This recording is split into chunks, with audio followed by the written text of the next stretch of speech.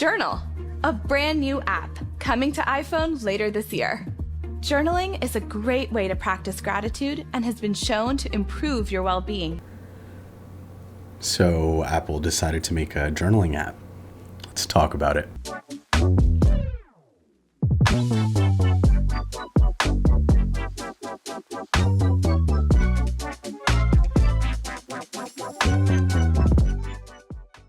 What's going on, guys? My name is Brian, also known as That Journaling Guy, and today we're here to talk about Apple's proprietary journaling app. It was an app that was added for the 17.2 iOS update, as of right now exclusively only on Apple devices and the Apple ecosystem, more specifically the iPhone. But I have a lot of thoughts, okay? I have a lot of thoughts about this app right now. I have a lot of feelings about everything that has to do with this app. And I'm gonna be upfront, the same way I was with day one. It's not great, it's lacking a lot. I'm not recommending it, but if you wanna see the reasons why and you wanna go more in depth into why I'm giving that recommendation or why I don't think it's a very good app, stay tuned. So, per usual, we're going to start with a walkthrough of the app. And we're going to start with a screen recording. Okay. It's a nice little design. I like the butterfly kind of book design, right? Like, that's nice. That's aesthetic. Click on it, do a little Face ID, and boom, we are in the journaling app. This is it. Like, I'm not joking. This UI that you're seeing is it. There's hardly any like options. Okay, there's not a lot to look at. These are just a few of the entries that I made to kind of get a hang of what the app was going to be like or how it was going to work. But let's walk you through their app. So the big plus sign obviously is going to add a new entry. Not only is this going to add a new entry, now what Apple's going to show you are a thing called moments.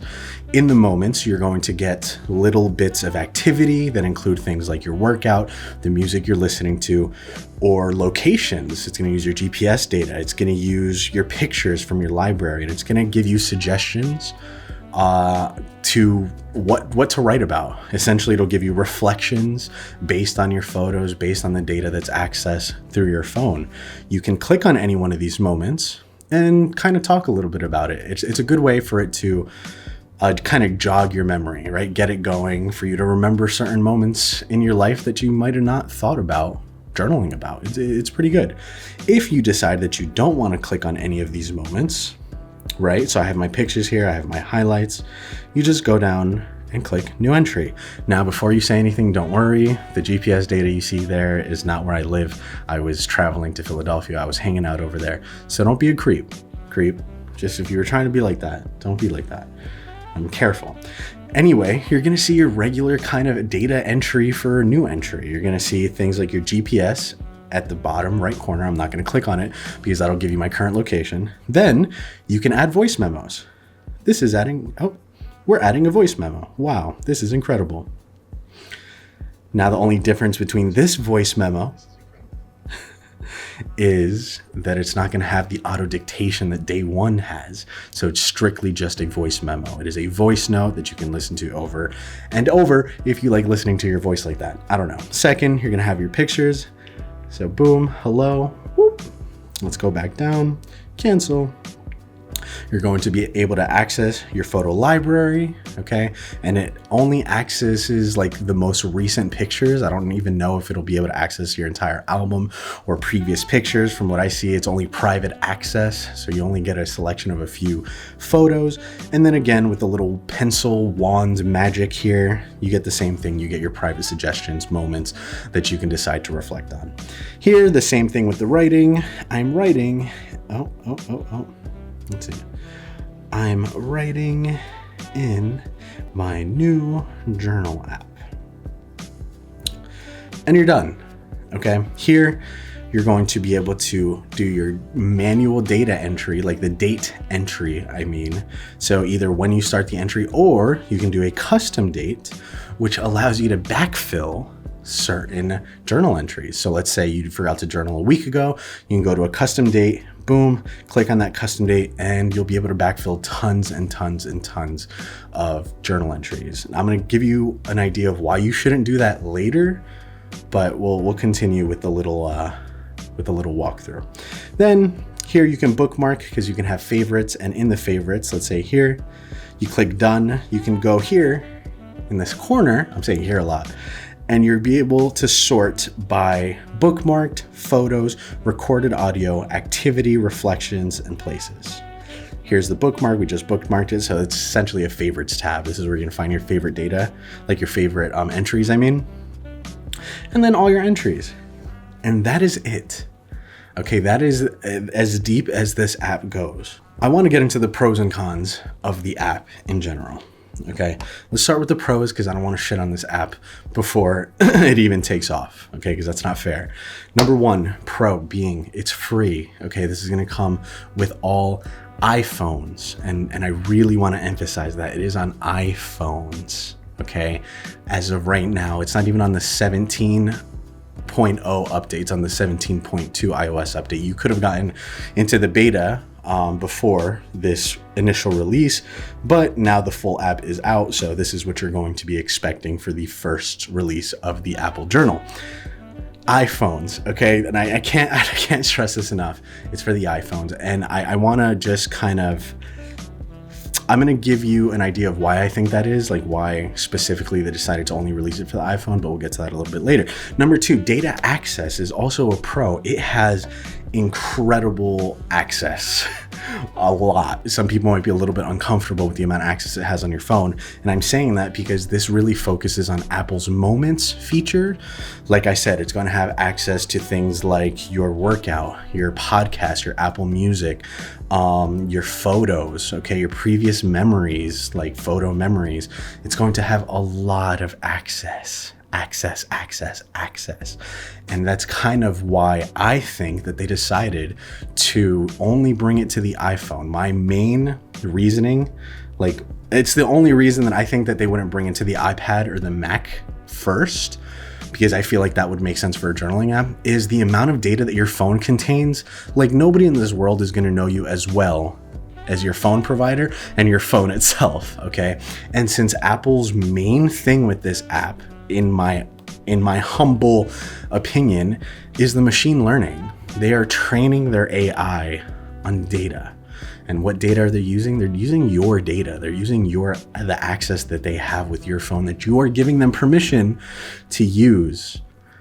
It's the data access. And so no other device is going to give them as much information, as much data as your phone is. So, think about it. You're not going to work out with your iPad, right? You're not going to bring your MacBook to the gym. You're probably not listening to podcasts on your computer. You're listening to on your phone. You carry your phone everywhere, so it's going to have your GPS access. Now, it's going to give you really good detailed journal entries, right? Which is good.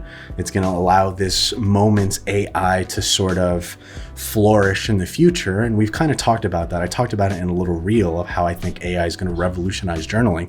This is the first step in that direction. And I'm not trying to creep anybody out.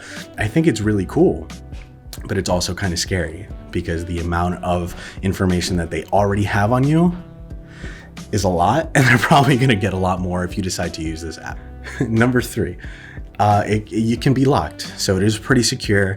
Like day one, I would consider that most journaling apps these days would allow you to kind of secure it somehow, even if it's like the $1 little lock. I don't know. I don't care.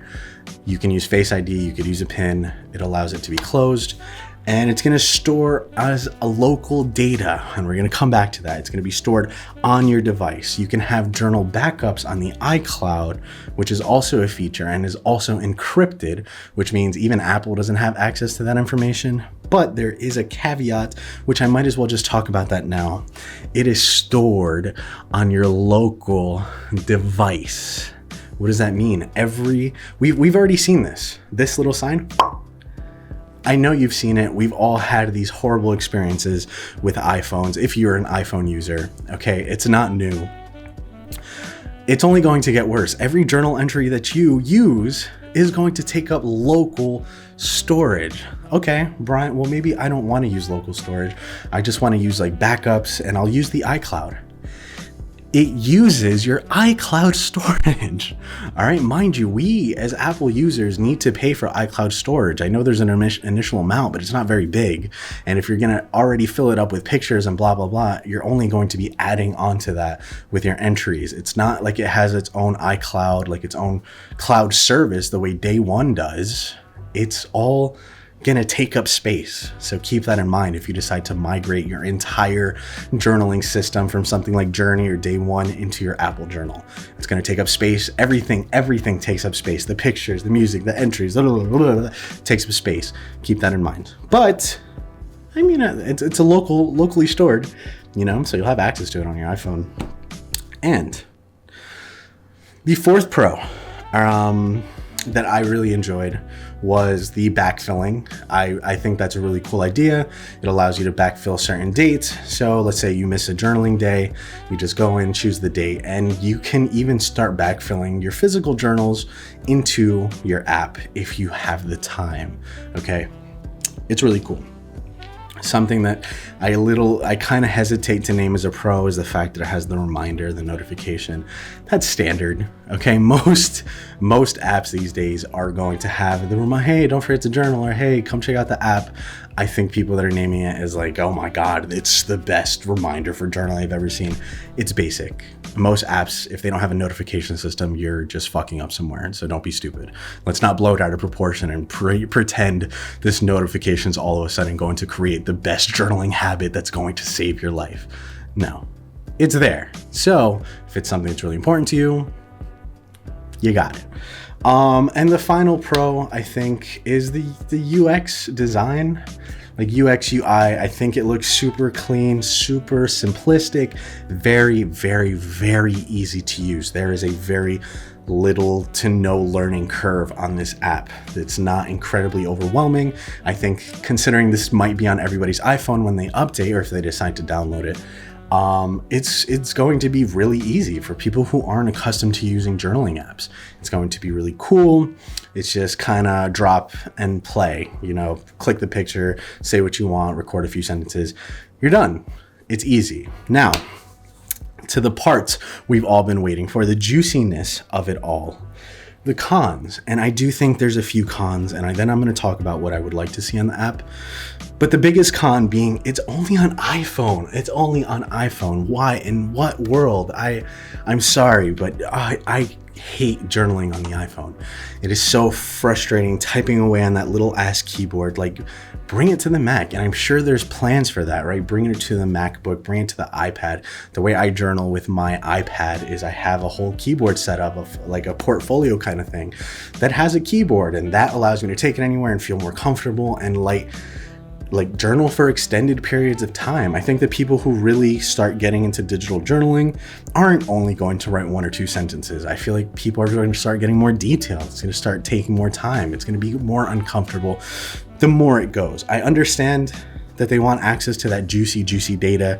Again, that's the currency we're running on in today's day and age, but it's frustrating, right? Like, let's be realistic. Who's going to add a keyboard to an iPhone? You're not going to do that. You're going to look dumb if you have this tiny, you're not going to do that just to journal. So it's annoying. Number two, holy shitty organization. All right, let's go over it. The only way you can organize all of your journal entries is with the little tags in the right-hand corner. The bookmarks, the photos, the recorded audio, the activity, reflections, and places. That is it. That is the only way, the only options that you have to organize all of your data, all of your journal entries. That's it. There is no like tiny like meta tagging. You can't look up specific words. You can't look up titles to choose for your journal entries. As soon as you get over anything like maybe 50 journal entries, you're shit out of luck. You're fucked. You're not finding anything specific unless you're willing to like scroll back, ages to try to find that. Don't even get me started on how much storage that's going to take up on your phone. But in terms of trying to find things, there's no spotlight feature. There's no tagging. You can't even have additional like journals or notebooks the way Evernote or Day One have. So if you decide that you want to have more than one kind of journal entry in this app, you're fucked because it's all together. It's all mushed together. It's ass. Okay, it would be so incredibly frustrating to have more than 100 on here. Like, if I had all the data from my day one in here, I'd be miserable. I wouldn't be able to find jack shit. So I don't understand. I don't understand what they were trying to hope to accomplish with that, or what they thought people were going to be use their journaling app for if it wasn't for actual journaling. For the next con, I think the app is so boring. It's so basic. It's uninspired. Sure, it runs nice. I would just expect a little bit more from Apple. Like, I get it. They're going for the minimal kind of path of least resistance for people to get into journaling, because Apple's really focusing on this health and wellness thing, right? Like, they're really trying to focus on mindfulness, and this was a step towards that, which I appreciate. A very low barrier to entry. But again, the caveat to that is just so boring. Like, holy shit, it doesn't make me want to come to the app. Maybe if I don't even know why I would use this app. Let's be honest. It's so like bare bones. Even the formatting, when you're doing your text entries, you can't even have certain headers. I couldn't, if you don't understand anything about formatting, you're not going to know how to do bold letters, how to do italics, stuff like that. It's bad. Okay, it's boring. I'm sorry. I don't know what to tell you. I really like the icon. The icon's beautiful, but it's boring. Then, the next con is there is no way to export your data or import data for that matter. You can't migrate anything. Okay, like what you can do with day one. And listen, I know I'm comparing it a lot to day one. Okay, and you're like, bro, shut up. It's not, this isn't what that video is about. It's the gold standard for journaling apps. I'll be honest. Like, let's not pretend that it's not. It is the gold standard for what you should have access to and what you should be able to do in a digital journaling app. So I'm going to make those comparisons because considering Apple has the budget, the money, the teams to make a journaling app, they should have made something that was at least competitive enough to go against something like day one, But it is what it is. There is no way to export and import your journal entries. They are going to be stuck on your iPhone. They're going to be stuck on the Apple ecosystem. I would really like them to give us some kind of way to export it as PDF, as a Word document. I'm not asking them to make a book for me. I'm not asking them to go out of their way to be something fancy, but there's got to be a way to get it off my phone. Okay, there has to, because this is frustrating. This is annoying. If I lose my device and I don't have that journal backup on my iCloud, am I fucked? Is it over? I lost all of that? No, there's no way. So that's a huge con in my opinion. And they're not making it easy to switch apps. All of the stuff that I would be losing on Evernote, Notion, day one, if I was journaling on those and I wanted to make this my priority, like the app that I use prioritized to journal, I'm not going to be able to. It'd be starting from zero. So again, not great. And now this is kind of like a little bit of a con.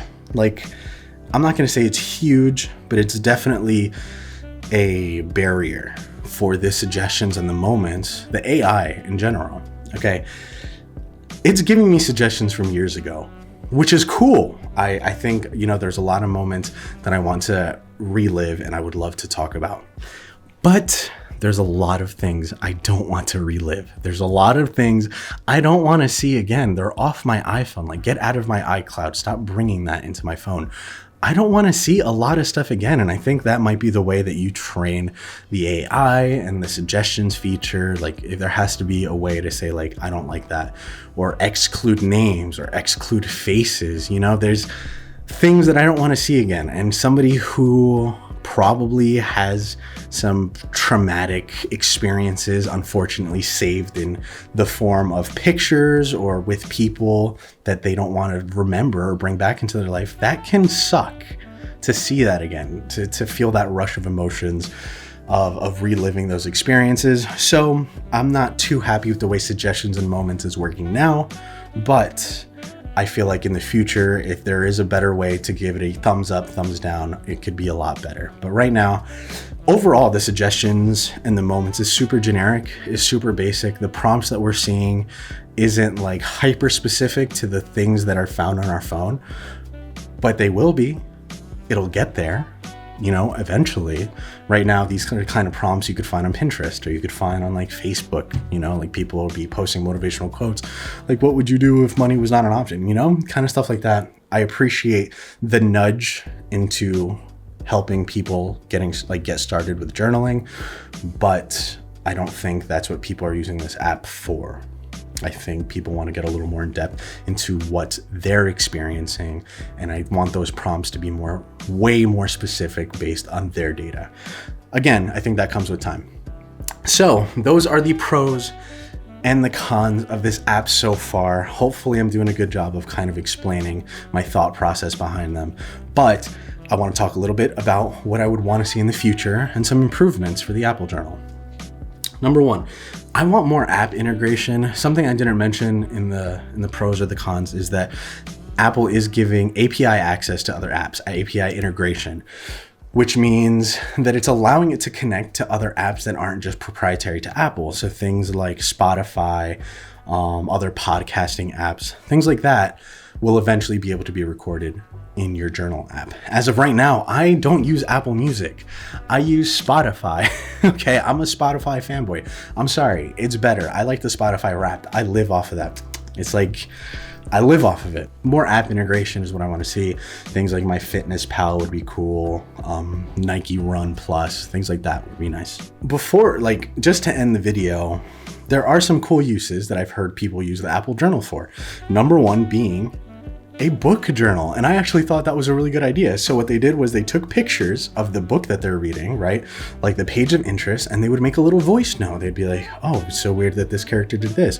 Or take voice notes of important quotes or things that they thought of during the moment. I thought it was a really nice way to use it, and I would think it would be even better if I had a way to organize it into a folder that was called book journal, and it wasn't mixed with all my memories and moments. But that was a really interesting use of the Apple Journal, and I thought I should pass that along. So who is the Apple Journal for? I think it's really going to be great for people who aren't sure where to start with journaling. With the AI, I feel like it's going to be a really good step forward into the world of journaling. It's going to give you prompts. It's going to bring up photos with locations, music, and other related media to really help gather a collection of memories for you. I think it's going to be super good for people who want to begin to journal, but eventually are going to be left wanting more. Overall, my recommendation is that the app's not great. It's not great, not yet. I feel like it's the start of something great, but a lot of it just feels very incomplete. It's a glorified notes app without all the features that they've added. Like I said, I'm going to be totally real with you. It feels like we're Apple's guinea pigs to train their machine learning models, to improve their suggestions. There's other free apps that do way, way more at this point in time. Way more. So maybe with the release of iOS 18, we can come back and revisit the app, but I don't plan on coming back unless there's a considerable leap in its usage, performance, and features. So as of right now, my recommendation is there's plenty of better places to start. I don't recommend the Apple Journal, even for people who are beginning, unfortunately. So hopefully I was able to get in depth into this app, what it provides, the good, the bad, the ugly, what it needs to improve, where it could be in the future, and that's it. That's all I got. Those are my thoughts. I hope it was helpful. I hope you liked it. If you got this far, let's leave a little heart emoji in the comments. Let me know what you think. Let me know if you're using the app right now, Apple's Journal app, or if you're using a competitor like Day One, Journey, Evernote, 1 second a day, every day. Let me know what you guys are using to journal digitally, because I'd love to do a little comparison video in the future. Thank you guys so much for watching, and I'll catch you guys in the next one. Peace.